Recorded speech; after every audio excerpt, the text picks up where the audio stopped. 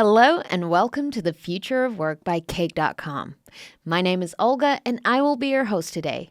Together with me are Iwo Szapar, Jim Kalbach, and Jermaine L to discuss how AI will impact the future of work. Stay tuned.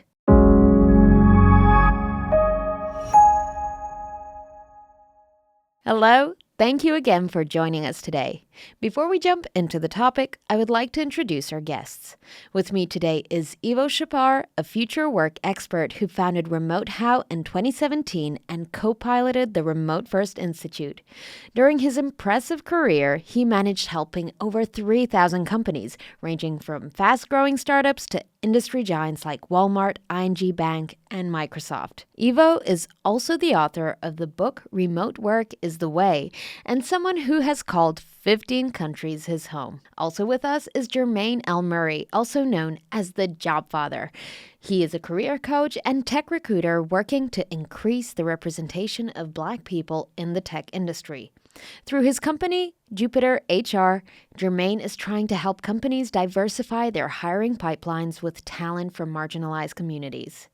And our third guest speaker is Jim Kalbach, a noted author, speaker, and instructor in user experience design, information architecture, and strategy.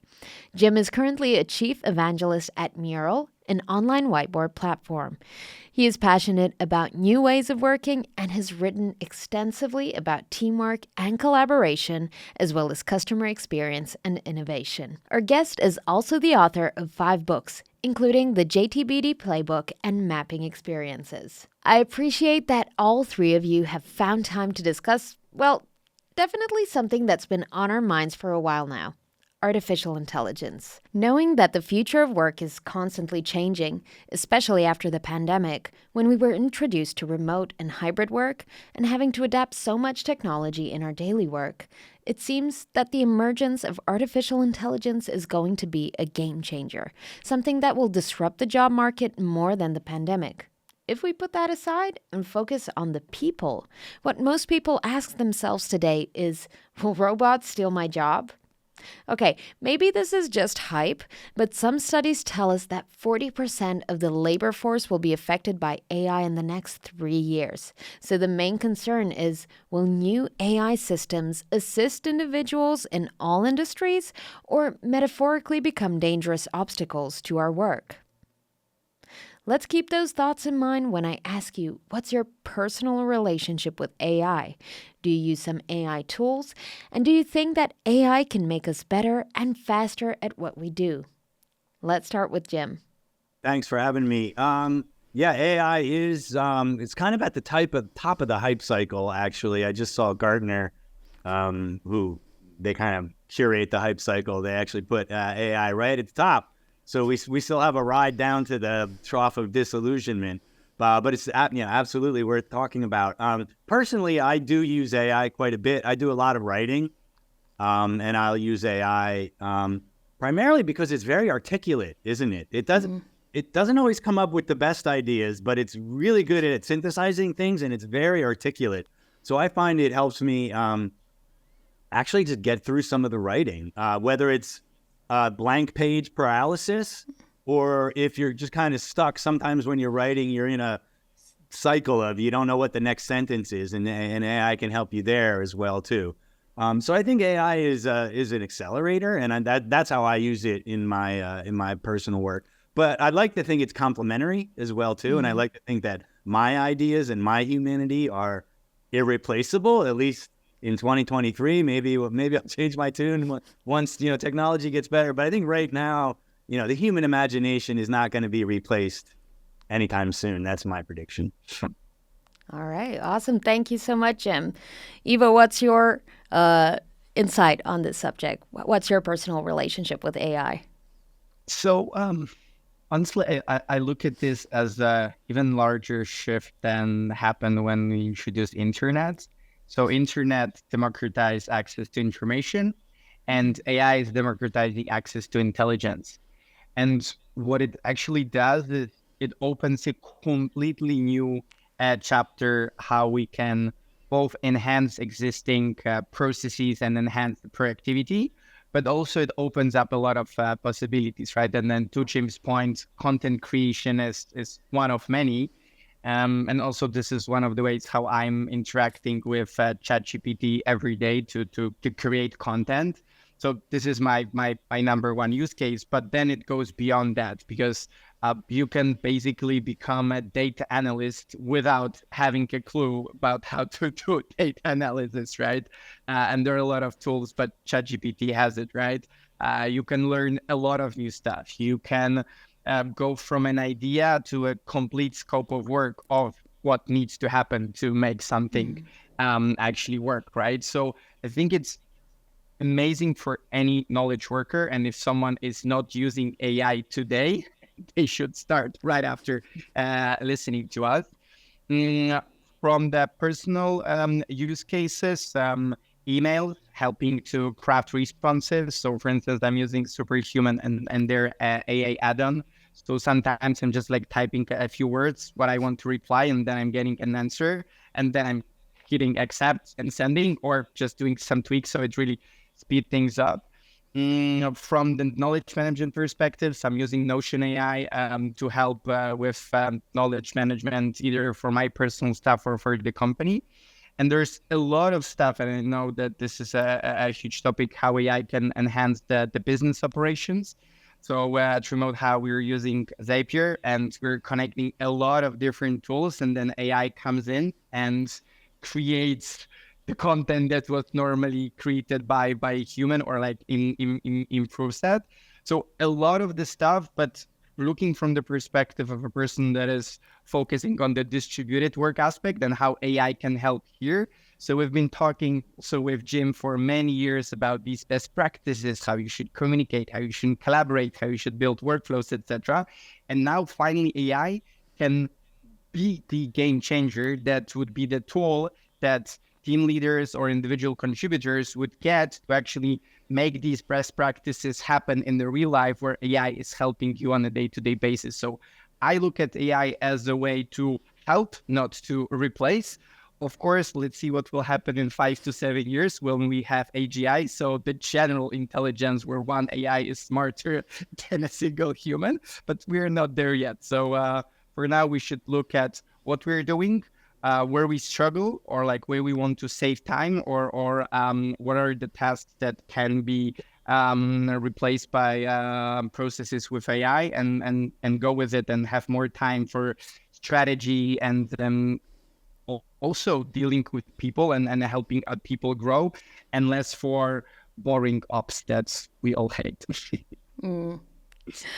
Well, thank you for sharing that, Ivo. Jermaine, I read an article that you wrote, and you mentioned what Ivo said earlier, that our time has been influenced by so many changes that brought fear, with the new change from the internet to television to computers in general and so on. So what is your stance on AI in your personal life? Well, work life.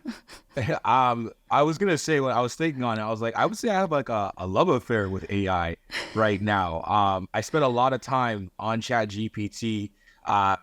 For me, some of it is around content creation, but I've found that AI can still be quite limiting when it comes to just trying to capture my voice.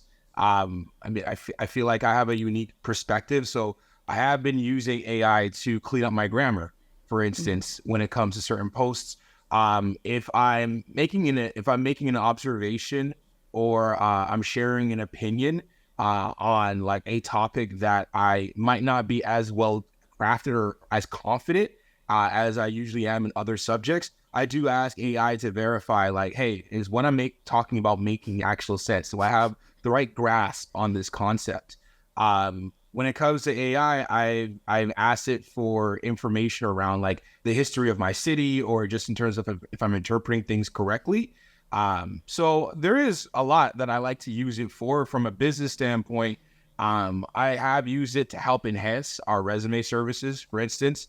Again, back to the grammar, back to, when it comes to certain domains I might not have firsthand exposure to, just confirming that, again, I'm being as accurate or interpreting the information as I should be. I've used AI to actually help me understand other products like Zapier, for instance. I've had a struggle with like coming up with recipes or trying to figure out everything works, and having ChatGPT kind of break that down in a way that I could understand. Like, there's some questions that you have to ask that are just like in your type of tone or voice, and it does provide a really good response to it. So I have been using it as a learning tool when it comes to, like I said, that fear earlier in the article.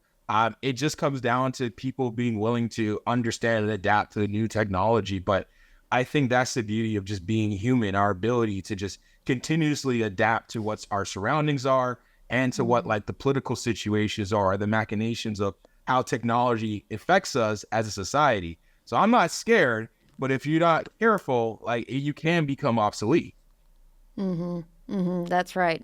And it's so interesting that you mentioned using ChatGPT and tools like that, even for personal uses. It feels to me that ChatGPT has also become like a search engine, because you can relay a message in your own words, as you said, Jermaine, and just say, oh, I need something that's going to be like that. And then, boom, you get the answer. Maybe out of a few times. Yeah. Go ahead. Interesting trick that I started to use lately is to ask AI to criticize itself. So I'm starting a thread. We're talking about the subject ABC, right? We are, for example, brainstorming a business strategy. Then we're arriving at a certain output, and I'm like, okay, this is good enough. And I'm like, okay, now criticize. And then I'm getting a list of 10 things that we should look at. That then AI is criticizing. This is a game changer. So that's interesting insight that I wanted to share. And the other one is like, for instance, how I have it structured. So far this year, I counted 40 different AI tools that I tried. I paid for 1 month and then I canceled because most of them were just like wrappers around the OpenAI and didn't add much value. And so what I did instead is that I have threads on specific topics in my OpenAI UI. So it's like a product X or like marketing or I don't know, operations, whatever. And then I'm just continuing in this thread. So the thread is already knowledgeable about a certain topic and I'm just continuing there. So that might be interesting also for listeners to try it out if they haven't. That's a cool hack. Yes, thank you for sharing that. So to continue, according to the World Economic Forum's The Future of Jobs Report 2023, AI is expected to be adopted by nearly 75% of surveyed companies, with 50% of organizations expecting it to create job growth. Knowing that there are daily tasks that are performed by people in their jobs, but are considered a waste of time and could be done by some AI tools, do you think that low-skilled jobs are more at risk than others? Jermaine, could you please start on this? I think yes and no, honestly. I think the strength of AI comes down to the critical thinking ability of the person using it, right? It's a tool, and like how you, like if you come across a problem, there are so many different ways like that you can approach it. I think of it like a black box approach, right? You can blunt force it, you can use finesse, you can use it to enhance yourself. So I do think that, when it comes to work that quote unquote might be uninspired, I do think that it may have a risk. But when it comes to like quote unquote low skill work, I'm like, in my opinion, what does that even mean, right? Because I could see AI replacing a bunch of lawyers, right? When it comes to understanding contracts, I've used AI to break down contracts and make sure I understand them, right? But I still wouldn't trust, AI with my life if I'm up on trial, for instance. So I do think it comes down to just, it won't replace you if, again, you approach it as a tool and you assess it with critical thinking, and you're thinking, how can this impact my value in the workplace? And I don't even think that should be something that you should just exclusively think about AI. If you are a mid or a low performer, your employer is going to look to replace you, right? That's been it as true as time. If you're underperforming, you're under delivering, they're going to look to replace you. That's true with humans, and it's true with artificial intelligence. So to me, again, there are kind of work tasks that are a bit more redundant where it can definitely help out. But again, if you're somebody that actually has and approaches your work with critical thinking, And it doesn't matter if you're somebody that's a custodian, a scientist, an entrepreneur. Critical thinking is necessary in all forms of life. If you're somebody that struggles with critical thinking, yes, you are at risk being replaced with AI, but like you actually have bigger problems than AI. Yeah. Go ahead. Can I comment on that?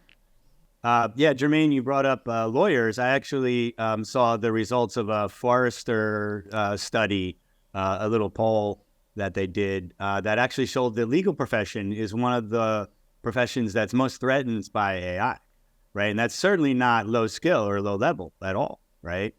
There were two ways to look at it, though, I think. If you're a lawyer, do you think AI is going to replace me? Or do you think, no, I can just take on more business now? And I think that's a really interesting way to think about things. And when I, going back to my own personal work, and I'm sure my panelists are in a similar situation, I have a backlog of potential things that I could do that I will never, ever get through. So I don't see AI as like replacing me. It's like, now I can actually do the things I'm supposed to do, right? Because I'm, always taking shortcuts and not doing the extensive customer research or not doing the process the way that it should be done. So now I can actually get it done. And I think the result there is not just quantity of work, it's also quality of work as well, too.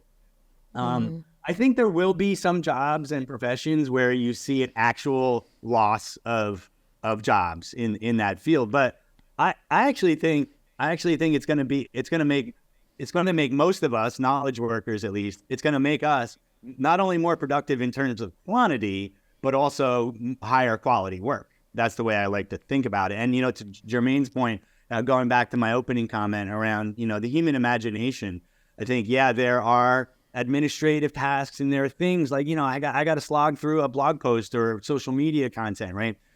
There are things that ChatGPT and other AI tools can help me articulate faster, but I think the idea of coming up with an original idea or synthesizing ideas in a completely new way, that's something that the human imagination is very unique, and I haven't seen anything in AI that leads me to believe that the human imagination is going to be replaced. Yeah, I would actually, just to follow up on that, I think it's actually funny that something as binary as like AI, because it's all zeros and ones, I feel like it's going to give us and allow us to have the space where we attach a greater sense of value to emotion and sentimentality. Because again, just like that lawyer conversation, or even just when it comes to like content, you still want like that human perspective. You want to be able to relate to it. You want to be able to connect with it, and you want to feel emotionally safe with the information. So like, some professions, in my mind, like a lawyer might be faced with, all right, do I go down to 80 hours a week or do I continue working at 130 hours a week? Right. But like you said, I could take on more clients, or like I get more better quality of work. And then that leads you to like the emotional connection between customer service and why somebody may choose you. And AI just AI just allows you to focus more on the human element when used correctly. I would agree with that. Yeah. Go ahead. No, those are great points, and looking how the software is developing, I think it's worth to mention to the AI tools that would become or already becoming our assistants. And right now, mainly ChatGPT, where we are having conversations, but we're going into the direction where each of us would have an AI assistant that would know all the things that we want them to know. Hopefully, we decided. So the knowledge about our company, about our product, about our profession, about anything, right? And then we're working with this one specific assistant on a day-to-day basis, right? So that's kind of that direction number one, where everyone will have its assistant. Then the other extremely interesting area are AI agents. This is something actually that we're right now playing with. We built a tool called AI Mentor that is doing this remote work readiness assessment that is helping you understand if you're ready to be a distributed team or not. But basically what an AI agent does is that you're telling a goal, I want you to do X, and then it executes specific tasks. It decides what kind of task needs to be done. It can be connected to internet. It can be connected to different tools, and everything happens in the background, fully autonomously, right? You can, of course, have certain points when you can interfere, and it can be human in the loop.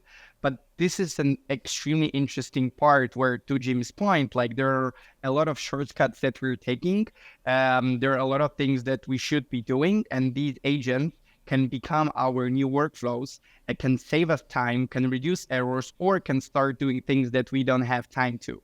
It's still super early, but there are already some tests. I recently saw a repository on GitHub where they basically replicated a small company that was built by agents, right? So there was a AI agent CEO, there was an AI agent CTO, there were software engineers, designers, and they designed the product.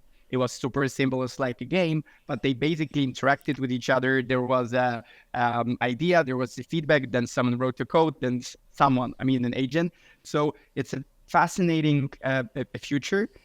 Sometimes it can sound also a bit dangerous, but as with every revolution, things change, and then there are new opportunities.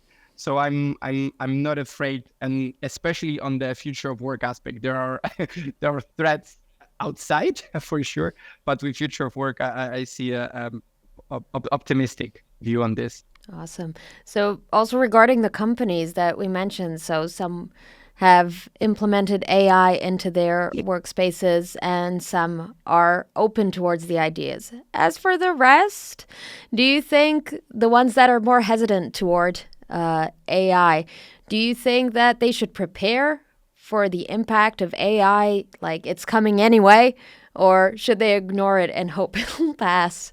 For example, please go, Ivo. They should start looking into this yesterday because it's like as if you ask someone in 90s if they would be using internet or not, right? So right now it seems like a no-brainer, but AI is a game changer in so many ways that the sooner you start, the better. Of course, right now it's a question where to start and where this would make the biggest impact. And also looking at where AI is today, it's far from perfect, right? So it makes a lot of mistakes, it hallucinates, and it has limited capabilities, etc., etc. So I would, what some companies are doing, and I think this is a very actionable thing that you can do. It doesn't matter if you're SMB, enterprise, or whatever. They're organizing hackathons, and a hackathon can be 2 days, can span over the weekend, where basically the company or the team comes together and they're just brainstorming and trying to build simple solutions that can enhance their day-to-day operations. So we're not doing this like 6 months project with consultants to like figure out what we want to do, but we're simply, because AI, one of the biggest changes right now in building software, like creating better workflows, etc., and that's super simple. Right? So either you build something from the scratch just using existing LLMs, or there are more and more tools that can enable you to build stuff that would take you months to build, either internal or external, that you can build like this, right? So that would be my one recommendation why hackathons could be a good way to go. And the second is because you bring people together internally to figure this out together. You can address the thoughts that, hey, maybe AI will replace me. No. We're coming together. AI is our partner, and now we're figuring out how we can make things better. So we have less burden. We can be more efficient. Maybe we can actually have more time to do fun stuff, the inspiring stuff, rather than the stuff that we actually don't like. So bring people together, ideally for a specific time frame. Hackathons is something that a lot of companies are doing, and then try to be as pragmatical as possible when building these solutions. Look for specific use cases, very specific use case, either on the individual level, so how AI can enhance my day-to-day work, or how AI can enhance the teamwork. So don't go big, go small, use case by use case, and this is the approach that really works well, either for like our team or the teams that we're talking with about how to make AI work. Thank you so much. Jim, would you have anything to add to Yeah, that? during Ivo's opening remarks, he said something about, moving right now, and then he just said yesterday. That's the timeline you need to be moving at. I was just going to second that if you're thinking about AI right now, you're already too late. You need to be already acting at some level, right? That it is revolutionary. It is game changing for any organization right now. The question I have for Ivo is, and I don't know if it exists. I'm using my imagination, and I think it exists. AI hackathons. You said let's bring people together, and have a hackathon. Could you bring AI agents together and have a hackathon? You probably could, but the key word in what you said, the key word that you said for me was, how do people feel about losing their job to AI, right? So that, going back to Jermaine's point about the human aspect there, that when you bring humans together, they come with emotions and they come with their imagination. So I'm assuming you could have an AI hackathon, but you're not going to get to the emotional part of it, I think. I don't know. What do you think, Ivo? Yeah. No, true. So so the approach here, I think it will be somewhere in the middle, where basically humans would come together and think what kind of, let's say, AA agent would make their lives better. So that the true impact that this AI friend agent can help on your life. Let's stick it to the work life, right? The things that you need to do or you don't do because you don't have time, because you're always on meetings and there's always a priority that you need to deliver, right? Because to earlier points also, like, it increases the productivity, like AI in general, so you can do more. So someone in the background or AI can do other things that you don't want to do. And this is how I look at this. And there are hackathons where people are building, obviously, AI agents. You, of course, can set up a hackathon where agents are doing their own thing. But still, it's so early in this concept of autonomous agents that probably you won't get amazing results. But probably in a few years, yeah, this how it will be done. And last remark about AI agents, or just like in general. I saw this slide where the guy had designed that at 25-year-olds in the future can build a company of the size of Coca-Cola, because there will be one person and unlimited number of agents that will be doing something for them, right? Of course, is this long into the future, but this is kind of this shift of the perspective that you need to embrace AI today, because otherwise you as a team, individual, or company would lose. Thank you, Ivo. And Jermaine, so should we say that it would be crucial for all individuals to prepare for these changes, meaning developing new skills that will be relevant to the changing job market? Yeah, I honestly, when you asked that question, the first sentence that came to my head was adapt or die. And that's literally it. I've seen, like, I've kind of seen the world shift at least like 3 different times when it came to its relationship with technology in my lifetime. I remember getting my first computer and Napster being such a game changer in how we consumed music. And then it was like, I felt like I had my first case of FOMO, because I was like, there's this new environment, and I don't know how to, like, I don't understand it. I don't know how to mold it. I don't know how to, like, take advantage of it, right? Mm-hmm. And then we saw things kind of grow to a level where people were, like, locked out. If they didn't get locked in early enough, right, there was no way for them to influence what's going to be happening. And then we saw the rise of social media, right, towards the end of the 2000s, and that reshaped our whole economy around attention, around around online presence, around brands and influencing. And now we have this game changer again, where, like, the rules aren't really set in stone. Not everybody knows where things are gonna go, but, like, I think there's a level of dangerous arrogance to assume that you don't have to adapt to a changing world around you. I remember when Blockbuster and Rogers were a big part of my like childhood. A new game released, and I'm going to Blockbuster to go rent the game if I couldn't afford to buy it up front now. That those organizations are long dead and gone, and they had an opportunity to revitalize and rebrand.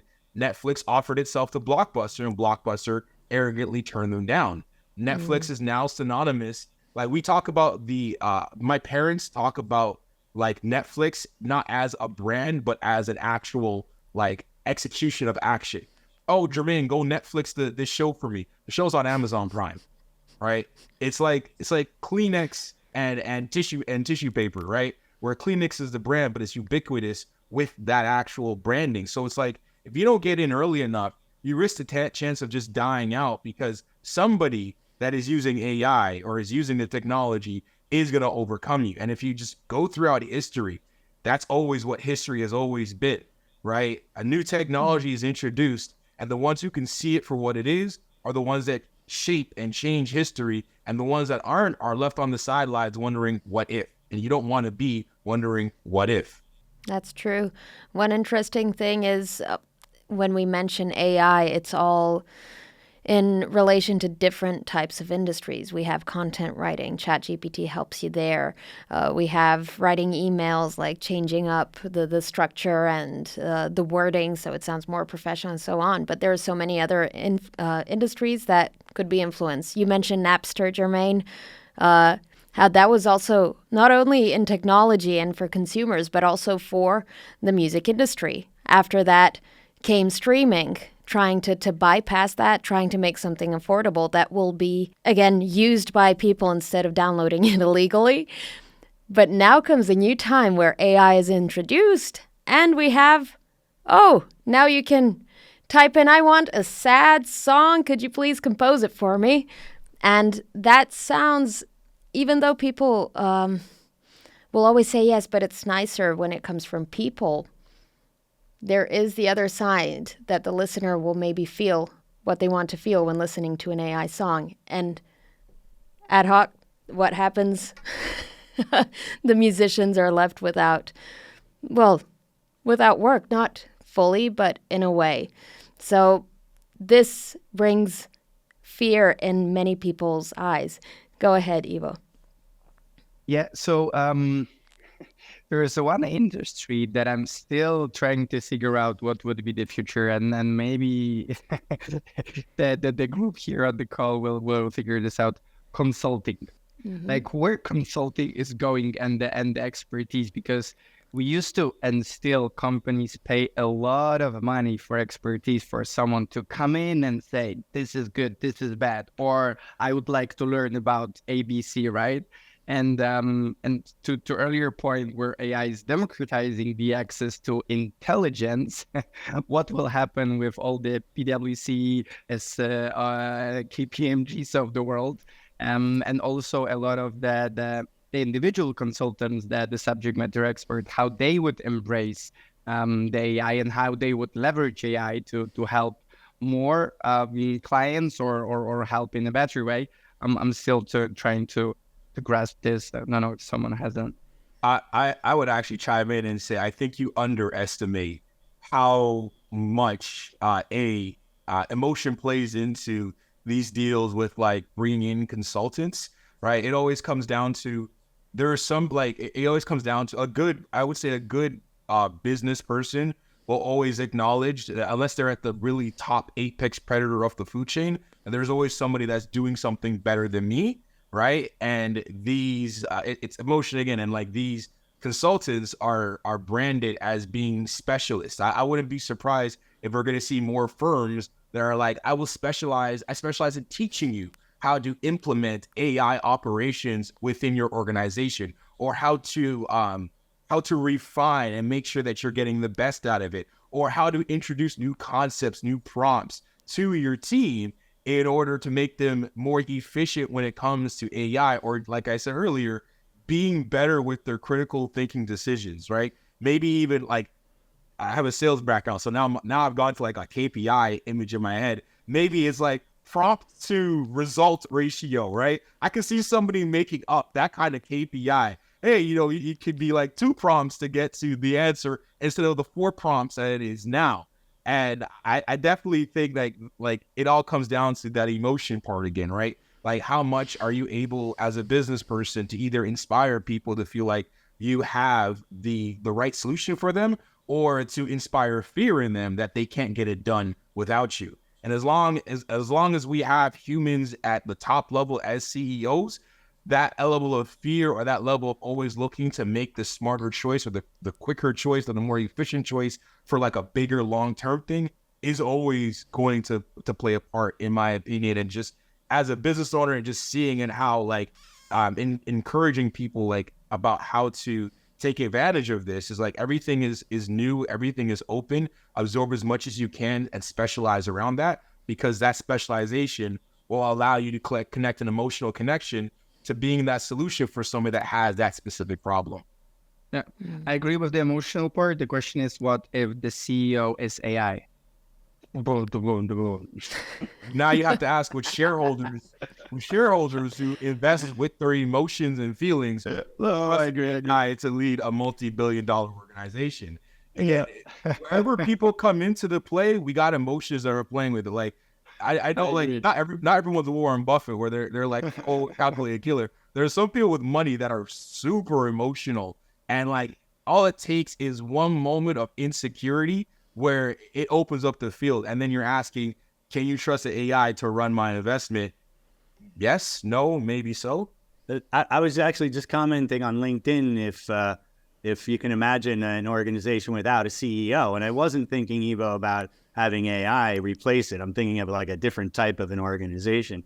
So when I hear the question or the provocation from Evo, I agree with the points that Jermaine and Evo made. For the most part, I was actually thinking about the people in the organization, assuming we do have people, and it's not 25,000 person organization like Evo mentioned with absolutely no people. That when you think about consulting, there's confidence and the emotions of the CEO, but there's also the people that are then have to execute against a strategy as well too, and they have emotions.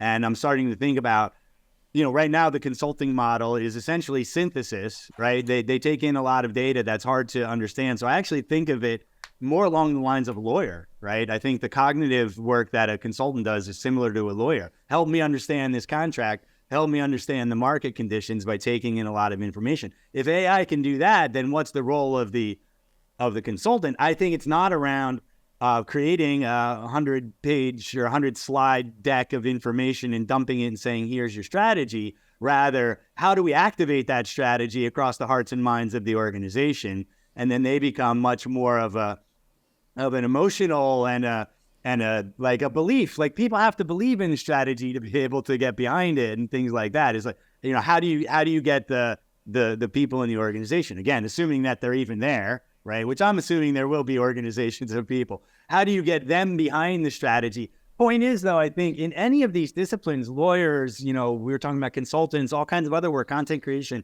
I think AI is going to have a fundamental shift, right? It's going to shift away from the administrative, from the synthesis, certainly from understanding, towards articulation. How is that formulated? But then also, how is that internalized, and how is that believed, and how is that manifested in the hearts and minds of the people that then have to do something with that information? So AI would help with change management, fine. Yeah, I guess so. If you're thinking of strategy activation is change management. Yeah, exactly. Yeah, right. And they'd have to actually pay attention to the people at the end of the change, right? Because that's the hard part of the change. The hard part of change management is that humans have brains, right? It's not the system or the diagram on slide 57. That's not the hard part. The hard part is, people have to change, right? That's the hard part, right? At this point, I believe it's difficult to predict how the job market will look like as a result of AI. So, but from your perspective, what, if any, are your concerns about AI and what it will bring in the future? Yeah, I do think there might be a misuse of AI to think, I don't actually need to hire this person in the role, and I'm not just trying to protect the person or the role in the scenario in my mind here. But, just people assuming that AI can do work that it actually can't do, or assuming the type of work that it can do, but it actually can't do. And just making that assumption and, kind of from the top down, changing a job description or changing what the market for that actual skill is, and not really looking at things like we just talked about, like what is the skill recalibration that AI brings to the table, and not just, whoo, I have fewer people to hire now and I save money on salaries, right? Mm-hmm. So not looking at the some of these underlying points that we're talking about. That's kind of the concern I have, that people are just going to use it as a way to cut budgets and cut heads and things like that, rather than recalibrating in a meaningful way that we were talking about. That's an interesting point of view. I would agree with you on this point. Yes. How about you, Jermaine? Yeah, I think that's like my only concern with AI, the temptation of capitalism. Instead of, organizations asking the question of like, how can we reskill our workforce, or how can we improve the employee experience? Their immediate default is, all right, I'm going to lay off like 30% of my staff, replace them with AI, and then fine tune the strategy after the fact. Again, overestimating what AI capabilities are. Is always seems to be like the first default mistake, where everyone knows, like, just on paper and good practice, you should be looking to, the last thing to do is make like workforces redundant or anything like that. But, we're always chasing the quick buck, quickest way to improve investor relations and your market cap or your stock position is by introducing layoffs, quote unquote, right? To save money. So I do think that is where a lot of people's pain and fears do become justified, even if I do think it's on a temporary basis, is that there is like a lot of growing pains is usually what happens here, right? We saw it with we saw a lot of times through the internet, right? Whether it was allowing for communications across seas and outsourcing jobs across seas, right? It's always been a thing with technology, right? It's how much can I replace my local workforce? And then how does this enable me to trust workforces outside of my jurisdiction that may be cheaper to employ or have less rights protecting them that I can take advantage of? And I think that is the core crux of just a problem in society in general, where we treat human capital as it's like bottom of the barrel in terms of importance. But, when economy is booming and you need to grow, the story is flipped on its head. The other piece of the puzzle there too, thanks for that, Jermaine, that it got me thinking, is the customer as well too, right? And the customer experience. And the thing you don't want to do is you don't want to entrust your brand and your customer experience to AI. We've all experienced phone trees and going around in circle trying to get that flight upgrade or rebooking on a flight. And then you're just yelling at the brand. You're yelling at, the airline. And by the end of that call, like, imagine everything is now like that. Like, every customer experience I have is like that because my customer experience has been entrusted to AI. So yeah, it's about the employees. It's also about your customers though. Yeah. Whenever I call my bank, I know the exact numbers I need to press to get a person, because I'm tired of having to, click this to go through the phone tree or try to explain to an AI a very nuanced and complicated situation that somebody could comprehend immediately. And then if we're talking about like, sensitive information, do I even want AI looking at that or taking part of that data? So like, I just click 0 or yell agent 20. Yes. Agent, right. I literally did that. We've all done that too. You're screaming agent into the phone, right? Please just give me a human being, right? Yeah. So don't entrust your brand to AI. Jermaine mentioned earlier that the situation with AI and this fear is temporary because, as we've seen in the past 20, 30, 40 years, things have been changing all along. So do you think that we'll be using AI for a long time, or do you think it will be maybe replaced with something else? Ivo, what do you think? Yeah. I think we will be using just in a different form. And going back to the user experience, looking at how AI is evolving, we might end up not using the software as we use right now, because AI would be would be communicating with the software on our behalf, and everything will be happening in the background, for instance, right? So there will be a software A and software B, and normally you would communicate with software A, and then the software would communicate, and now the human would be out of the loop, right? So you don't even need to have an admin panel, but you will be going directly to backend to get a certain information. I think this is one of the ways how you could answer the question, like, would we be using AI? Yes, but we would be using in a completely different way that we cannot even imagine right now. There are, of course, risks when you're talking about the future. One of them is the centralization. So there is a risk that will be a few dominant LLMs, so large language models, that would control everything, which is on contrary to, for instance, what the blockchain industry is trying to do, to like decentralize everything, right? So I think this is the huge risk. And also looking into the future, even quite near disinformation and deepfakes, right? And how it would impact, for example, elections, upcoming election in US, for instance, next year, right? So we're talking a lot about the optimistic side that it would have on the future of work, but also there's a lot of ugly stuff that can come up that we need to be ready for. I need to speak openly about. But coming back to your question, we'll be using AI every day, all the time.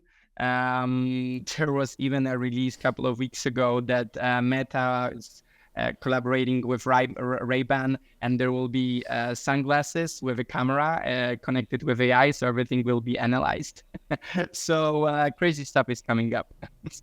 What about you, Jim? What do you think is in our futures, especially in the workplace? Yeah, I do. I just wanted to pick up on that point about the potential nefarious applications of AI, because they're there, and I don't think we can ignore them.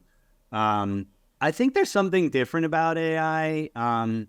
If you look at like the history of innovation, which I've done to some degree, most large, step changes in innovation came with a very, very optimistic outlook, right? So, and it's very often like solving world peace, right? So, when the Wright brothers, first created an airplane that flew, right? They said, this is going to solve world peace.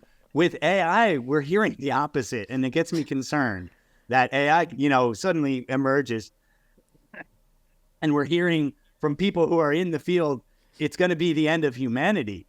And I'm like, wait, what? There's something different about this innovation that for all the optimism that we presented in this session as well, too.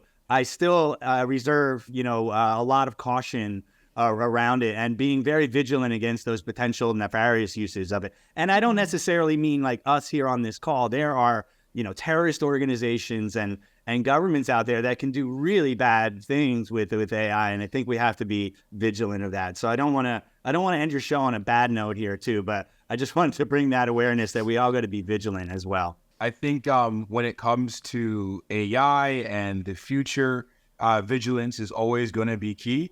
I think what I do take comfort in is just that historically we've always kind of had this relationship with technology, right? We introduce technology, there's optimism and then pessimism, and then one way or the other, it's weaponized for nefarious means. And we as a society have been very reactive towards it.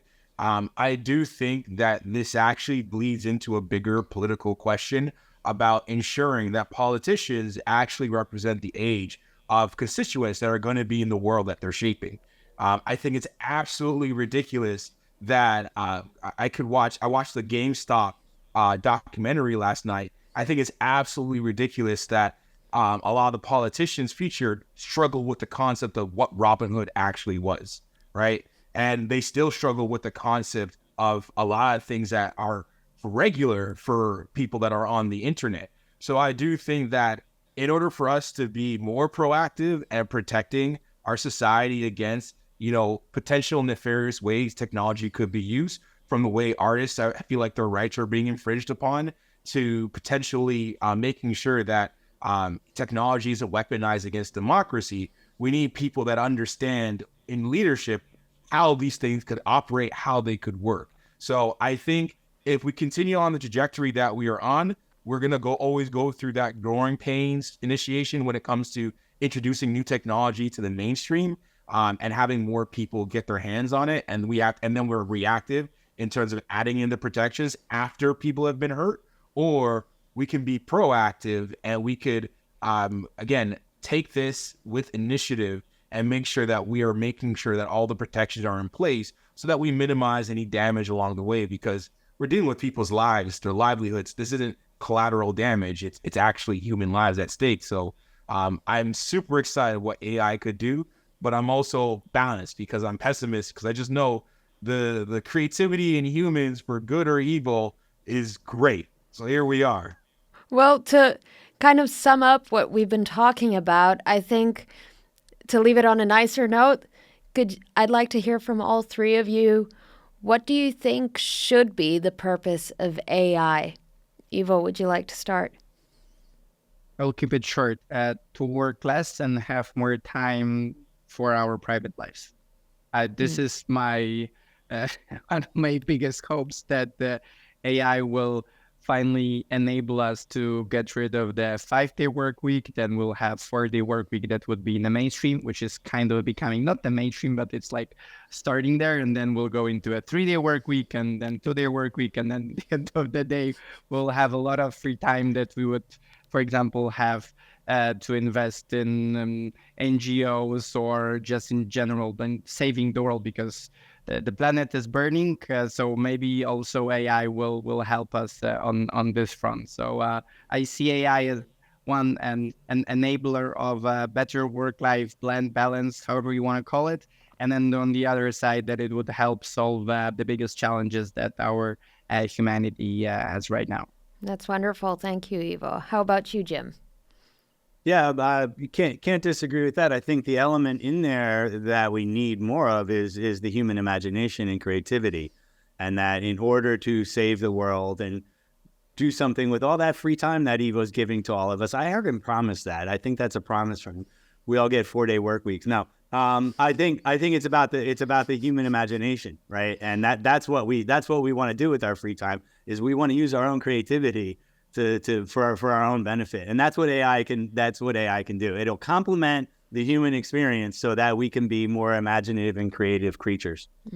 That's right. How about you, Jermaine? What should be the purpose of AI? I think the purpose of AI and with any technology is for allow us to just introduce and inject more humanity in our processes, in our business, and how we look at things, whether that's reclaiming your time so that you have time to spend with your family, watch your children grow, watch your parents grow old, or that allows us, again, to reduce mundane tasks and finally figure out how you can use the skill set that people have in your workforce to their benefit, right? I do think I see AI as a potential liberator of humanity from the shackles we place on our own selves. And it's an opportunity for people to really understand what it means to live life. So for the end, I'd like to thank all of you, Ivo, Jim, and Jermaine, for joining me today at cakedotcom. And I hope you have a lovely rest of the day. Thanks for having us. You're very Thanks welcome. a lot. It was a great pleasure. Thank you. My pleasure.